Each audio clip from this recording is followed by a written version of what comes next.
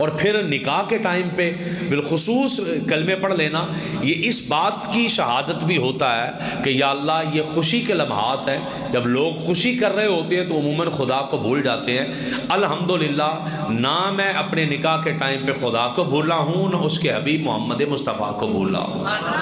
صلی اللہ تعالیٰ علیہ وآلہ وسلم۔ یہ اس بات کی بھی آپ گواہی دے رہے ہیں، نہ میں قبر کو بھولا ہوں، نہ حشر کو بھولا ہوں، نہ آخرت کو بھولا ہوں، نہ فرشتوں کو بھولا ہوں، نہ کتابوں کو بھولا ہوں، ہر چیز پر میرا ایمان ہے۔ اس چیز کی گواہی بھی ہو جاتی ہے، اور بیٹھنے والے جو سامعین ہوتے ہیں ان کو بھی برکت نصیب ہو جاتی ہے، اس لیے اس ٹائم پہ بھی کلمے پڑھائے جاتے ہیں، اور روزانہ بھی پڑھے آپ، اس میں بھی حرج کوئی نہیں ہے۔ لیکن یہ کہ گناہ کرنا اور اس پر ڈٹے رہنا، گناہ کرنا اس پر جمے رہنا اور کہنا کہ نہیں کوئی نہیں خیر ہے،